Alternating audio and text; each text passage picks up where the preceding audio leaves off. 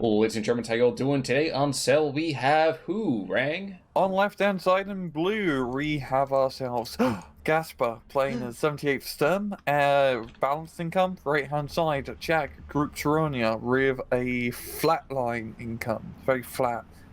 So, as of course, I didn't really introduce myself. This is Conwork as always, but we haven't seen Tyrannia in quite a bit of time. I mean, I remember you said we would need to look out the deck a little bit.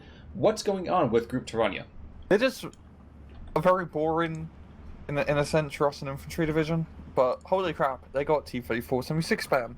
And on a map like this, T-34-76 spam is perfect, especially against 78th Sturm. It doesn't really have lots of heavily armored tanks.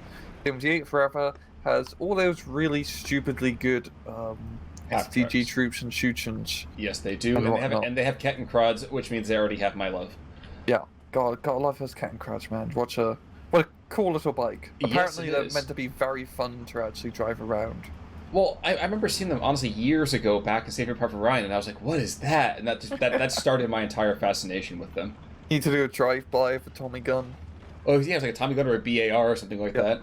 Now down to the south, of course, unfortunately, we see the Kettenkrad with a couple of anti-tank pieces in tow gets taken out with a Flammenwerfer. Ooh, this is gonna be rough. The Strokey squads are just gonna be beefy here.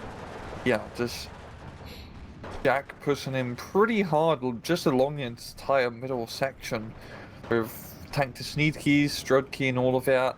While Ghaspar doing a little bit more of a Erzad's troop in a opening, but he does have some agile good troops mixed in like Shuchens. The thing I do like actually the Flammenwerfer opening, because if nothing else, you get a nice little bit of, let's say, peace and quiet from a constant rush from Jeeps. So I don't know. That ultimate cheeky opening just bothers me so much because it almost guarantees that the Allies will have initiative no matter what map we're on. Yeah, because the Soviets have those really fast Jeeps. They're like 15 kilometers faster on the road compared to like the fastest German vehicles, so it's pretty guaranteed. And goddamn that, Panzerboys of 41 just knocked out 2 tanks or vehicles. Yeah, 2 tanks, 2 Stuarts on the hill. Just bang, bang, bang. I saw one of them. Ooh, that's the other pyre just behind it. You know, I think it's really cute that you call the Stuart a tank. What would you call it? A lunchbox? With a really big American engine in it. Oh yeah, what kind of big? But stovepipes coming in from the Soviet side, stovepipes coming in from the German side, and more Strelky spam pretty much all over the map. Some tank with decent Niki being sprinkled in for good measure. Now, I obviously can't say for sure, but I feel like we're going to see some sort of southern envelopment here from the Soviets. Yeah, we've got a bit of a push here. I do like how he's flanking around with the half track here, try to get some firepower onto his Shuchens. And also the Erzad's trooping actually. Shuchens are still hidden in the building, yes, but they have anti-tank grenades. And that was the other thing I was thinking of too, is that if this were me, at that point, I'm running the Erzad's trooping south, lead across the road to draw him further in. Yeah. Yeah, real good opener so far, really, from Jack pushing pretty hard. At the same time, however, Ghaspar has managed to secure the central hill, which is a pretty prominent feature of this map. So maybe he can control from the air and try to push out and surround Jack in one way or another. You know, I'm fascinated by the way that the Soviet assault is developing. It reminds me very much of like early stormtrooper tactics, where it's okay, let's find the weak points in the line, let's throw troops in there, and then try to expand from there. It's a very, very interesting way of looking through it. He's really just spearheading in key points of the map rather than trying to do full-on envelopment of the entire map. Well, really, because he's got pushed off the hill. Sure. But I like how he's reinforcing those points and trying to make it work. And I also like how both sides actually got mortars.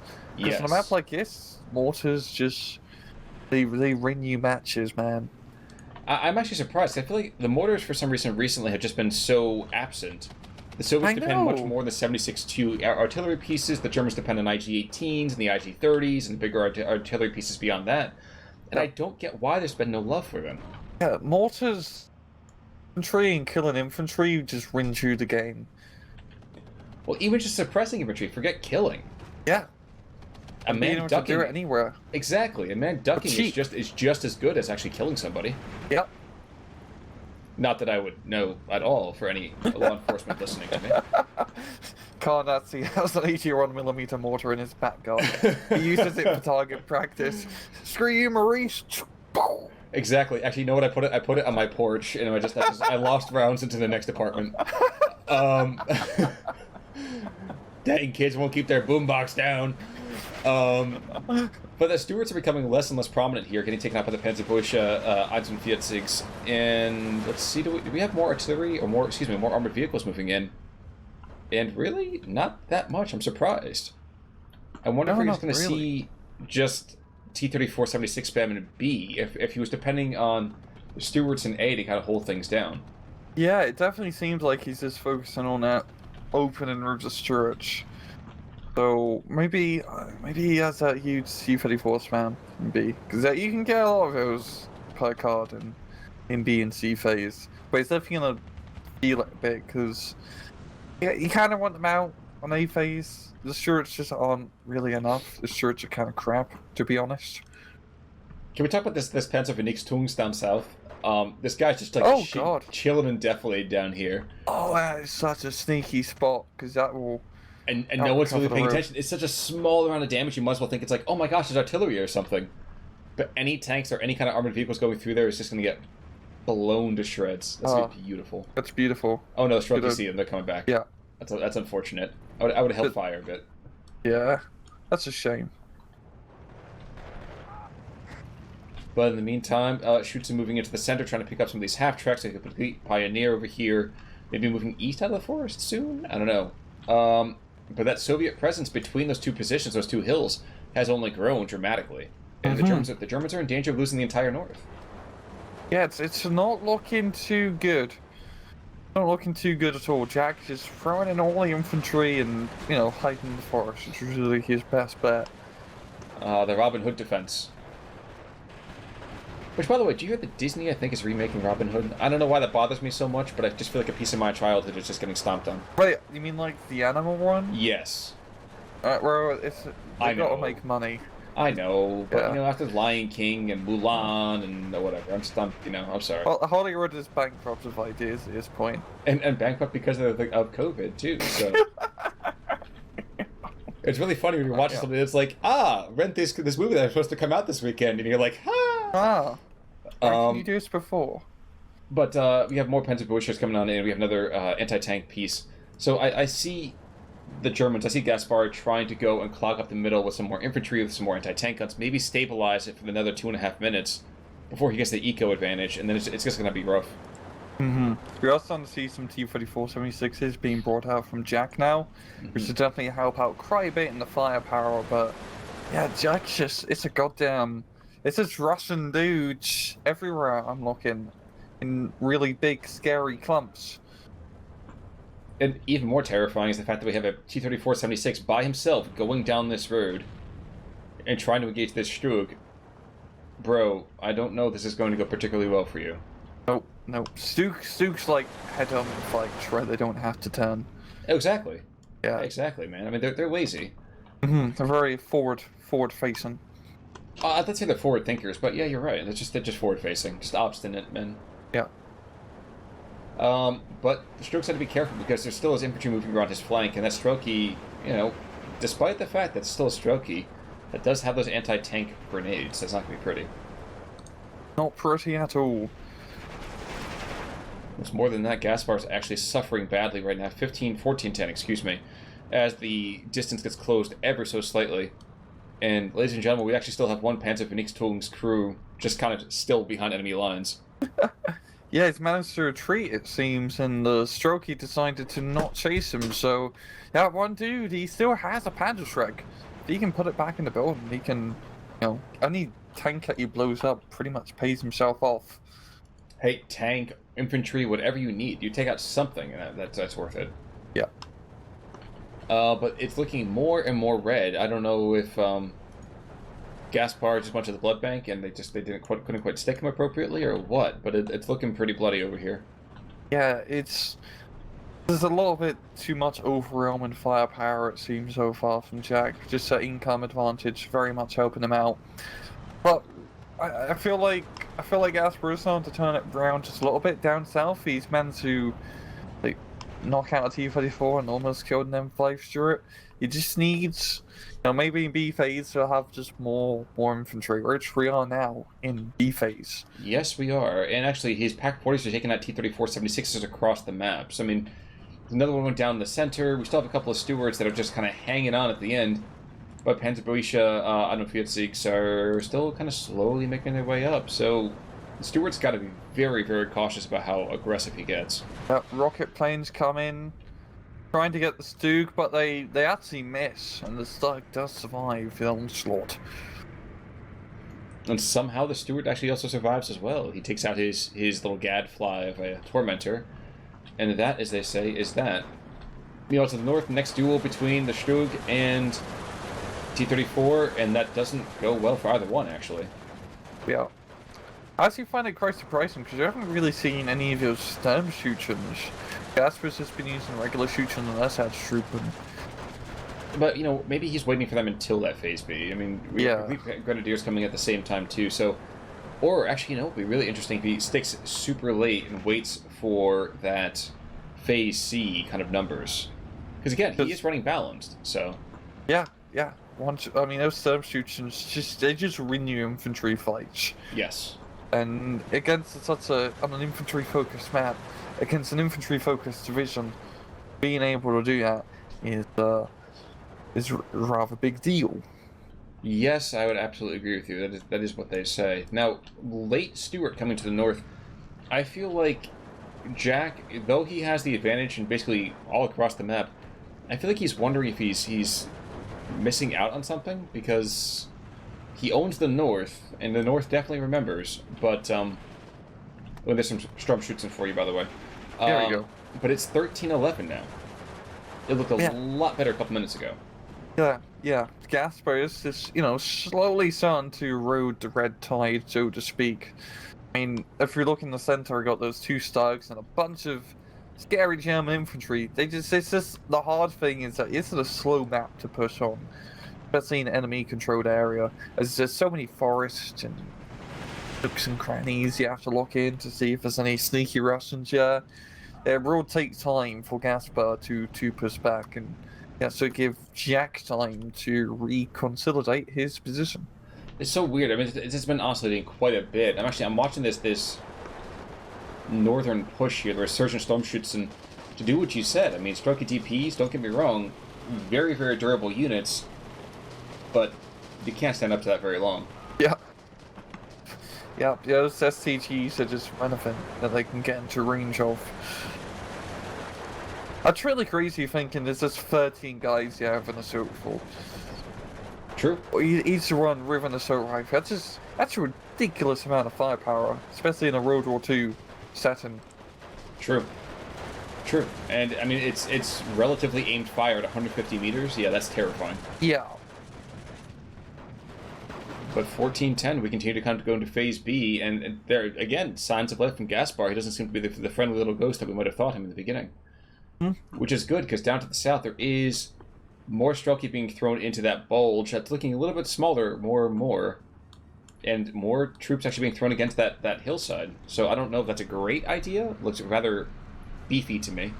Yeah, that's usually a really good spot. As you can see, you can just, shoot down on the infantry with the machine guns, and the anti-tank grenades kind of speak for themselves.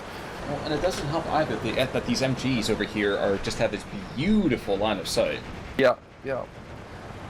And the shooting squads are really good at shooting, as you can tell, because they got 2 MG42s.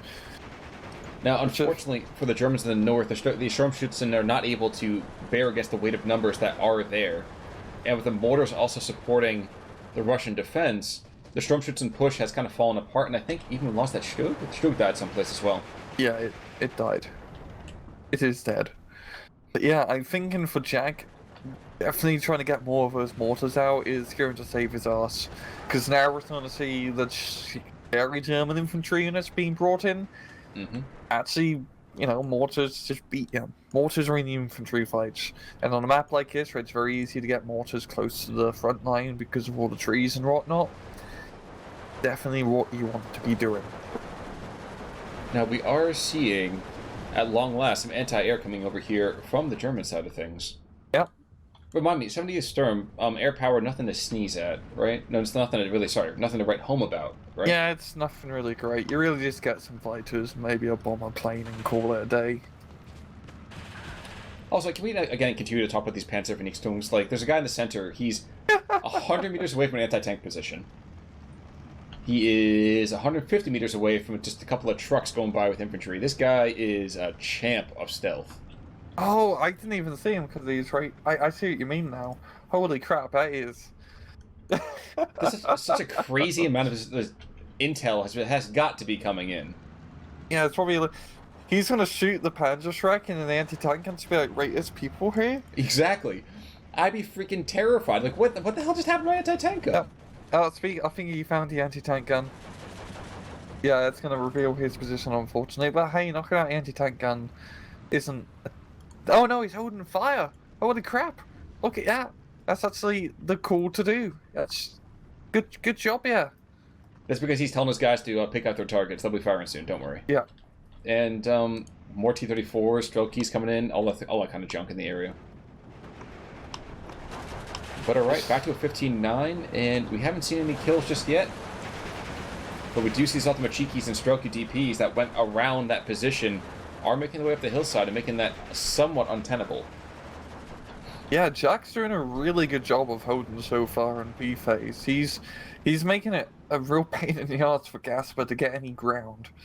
Just holding every single nook and cranny, every single forest, which great to do in this map. And this counter-offensive onto this hill is working really well. Those strokey DPs are getting a foothold. My only gripe right now is that this is the point I want to go and I'm going to cut them off. I have to cut them off. Yeah. Don't worry about the victory point just yet. Just worry about just squeezing the infantry. So he will do that in just a second here. It's going to get really nasty. And here's the last stand.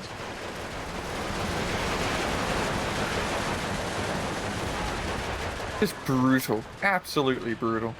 Yeah. I would not want to be on that hill. Well, not with all the Majikis coming up with the PPSHs. Oh, yeah. Did you know, by the way, there was a plane that had something like 100 PPSHs? Yes. Oh my god, the thing's hysterical. Yeah, they'd fly over like troop positions and then unload. You know the reason why they stopped doing that? Because it took too long to load Yes. the PPSHs. It's 100 man hours, I believe. Yes. Of just like, because you have to load each run individually one by one.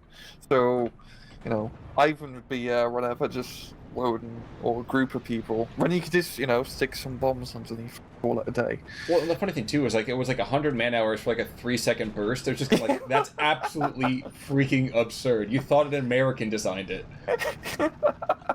Oh Yeah. my god. That's. I'm glad you brought it up. It's such a wicked design. Too bad that's not in game. Well, there was somebody else actually on the Eugene Reddit that posted an amazing picture of like 1 second, rocket runs to the south going after something. Mortar? Quite angry at that road, it looks like. Yeah. But it was like some Soviet random conscript on an anti-air position that was like 15 MGs. I will have to post it again. It was absolutely insane. Oh, man. But alright, Flak 88 coming into the south. I'm not sure I really agree with that. I don't think the Flak 88 is really worth, on these maps, what the cost is. Yeah. I know what you mean. I mean, it's good as an anti-aircraft piece, of course, and he's definitely trying to secure the anti-air down south. He's already got 2 37 mils.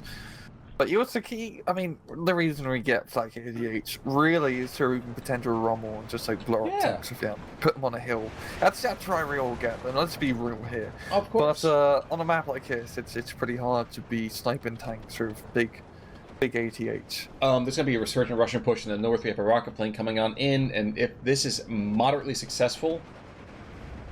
Alright, wow, that was not successful. I was waiting for a big push of Russian infantry to come forwards, but I don't think that's going to happen now.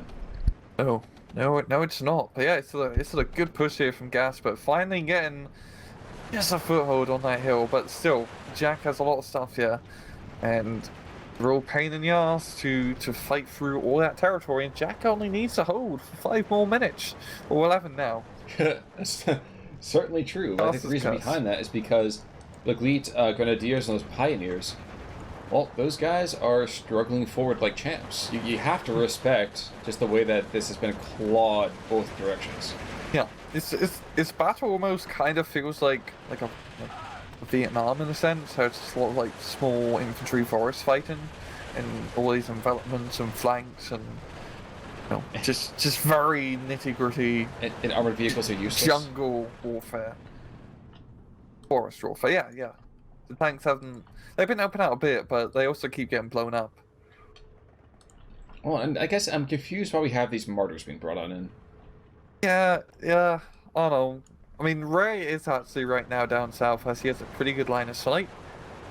That's not a terrible spot, but... Tungs behind enemy lines, takes out the T-34-76. I think he's knocked out a few tanks here. Mittelsteff, I'll have to take a look from later. Yeah, it seems like he's knocked out like 3 tanks at least, maybe 4 now. Like, holy crap. That is... Wait, how many shells does he have? He's got... Oh, he's shot 2, so he's definitely blown up 2 tanks.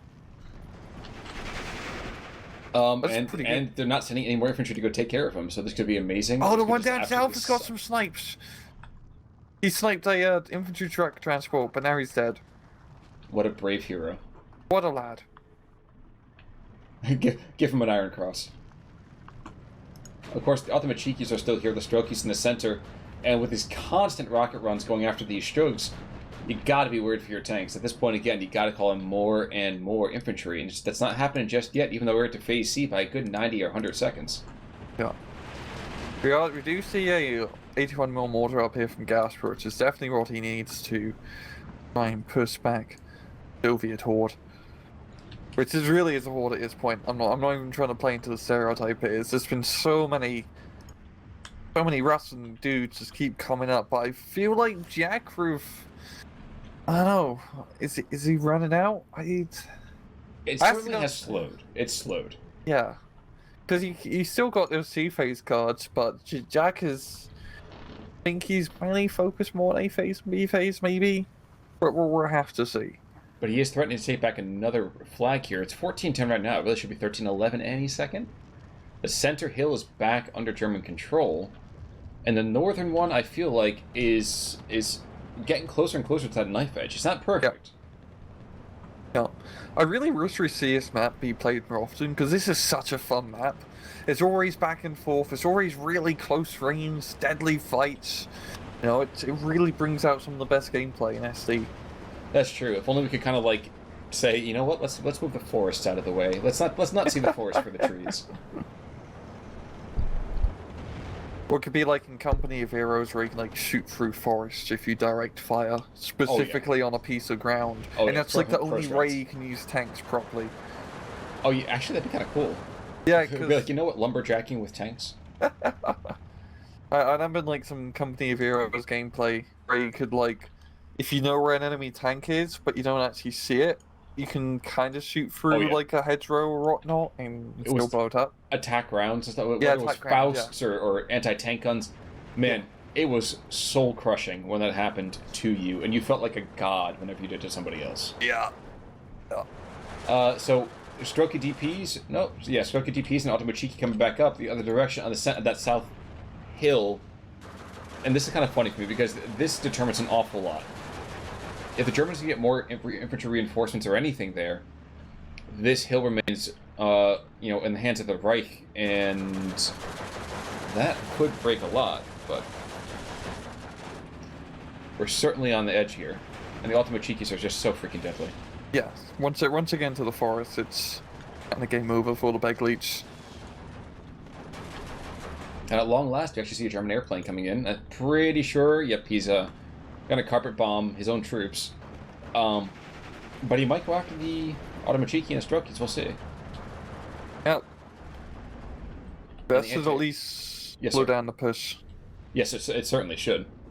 And down south, Marta goes down, gives his life for the cause, and this Flak 41 doesn't do jack. Yeah, the bombs actually didn't hit its own guys. That was real danger close, so good thing it paid off here for Ghaspar. Well, the funny thing for me, I was watching it, and it looked legitimately like... I thought it was going to be a dead plane there for a second. That he was targeting his own troops. The anti, I don't think it's going to be enough to shoot down a PE-3, but I feel like Ghaspar. I mean, I understand why he has the anti-aircraft pieces, yeah, but if you want to have a better chance, probably be better to move them up just a wee bit. Why would these pioneers, unfortunately, just kind of chilling behind to the western side of this hillside? You gotta get them shifted, you gotta move them up, you gotta do something with them.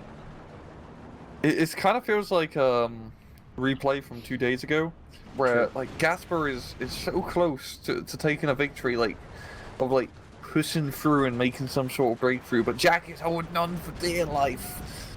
That's true. That's true, and I don't want to talk too much about that replay necessarily, but I'm kind of gonna gripe for half a second here that I feel, and hats off to them, that the Allied players are amassing the forces much better in our replays as of late. We've seen a couple days ago, we've seen some nice kind of like probing attacks. We've seen a little bit of some envelopments here and there. Today, Jack has some really nice attempted envelopments.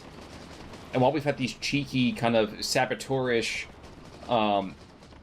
stumbling blocks with the Vernichtungstungs and things like that, just I'm not seeing the same kind of joie de vivre from the Germans. Yeah, the Soviet infantry has just been really on point and just, holding the ground, no setback, all of that. Like, tropes. Here we go, Yes. tropes. But it seems like it is. I mean, I keep saying it looks like it's starting to crumble because up north, Ghaspar is making ground, but it's slow. And on a map like this, it is really slow to push a well-dug-in player. I'm kind of fascinated now to watch this Stug against these T-34s. The score is 1-1. And I don't know, it might be one. It's 1-1 right now, but every single shot could be a kill shot in this duel. Yeah, you just need to hold the gun size raise. Exactly. Oh yeah, dude. Yeah. Any kind of things. It's gangster's paradise, man. It'd be very hard to shoot a tank gun size raise. And yeah, T-34 wins the duel. Clearly, he took your advice. Now, Sturmschützen in the area. He's unfortunately out of range to use his Panzerfaust. But he is still in range to be quite deadly to that infantry. He does take out a couple of them here and there. More Stugs moving in. More Stugs pretty much across the entire map. I think you're right. I think this is one of those things that Jack is trying desperately to hold on for, 150 seconds here, and if he can do that, it's brilliant. But right now, he is running out of time. Yeah. He keeps finding flags though to hold on to, and he's just barely holding on to them. I mean, down south he's just lost the flag, but he should be able to get it back very shortly if it's T-34. But yeah, it's getting really close. Certainly true. Now, if this Russian infantry down to the south takes out these two squads of Sturmschützen, that's the ball game. There's no way in heck you're coming back from that anymore. If in the north the Russians are able to pinch off the Russians in the salient and take them out, I mean, absolutely fantastic. Hats off to them. But I don't think it's going to happen either. I think right now we're seeing the last gasps from Ghaspar. I do feel like Jack is going to be taking a victory today. It's just hold on to his ground really well. It's definitely a map that suits his vision quite a lot. Yeah, but I thought the Sturm could have been a very effective force on here. I just think that the infantry decisions may not have been up to snuff. Yeah. I don't... Yeah, I do agree with you in that sense. Like, Ghaspar does push, but he doesn't manage to, hold areas once he manages to capture him. He always has, a pretty light force of dudes, yeah. Yes, he kind of is almost exhausted by the time he's pushed troops, and now he has a couple of, wounded troops that are left. Nothing to really kind of, hold the ground. And then he gets pushed back, and then he has to spend extra time and money, pushing what he's already, recently secured. Which is not a position you want to be in. Nope. And then we have things like Opal Blitzes being driven up and right next to a T-34, and kind of been like, kill me!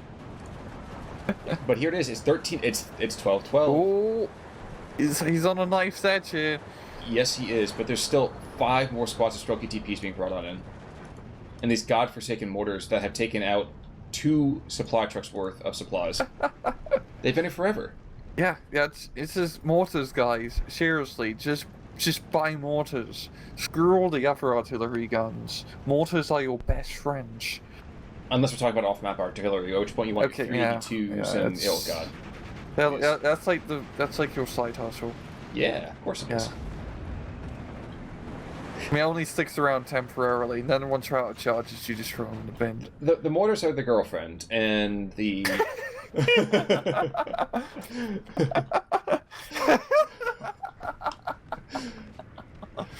And the 152 is the side piece you got, right? Oh.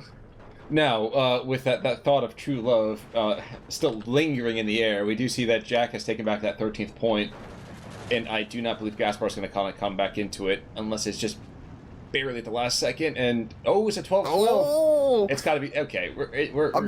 I'm on the edge of my seat.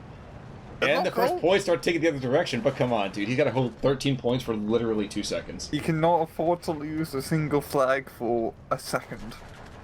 And it's going to happen. I mean, look at the northern side. We have the mortars just to the west of them. The Strokey TP's right there.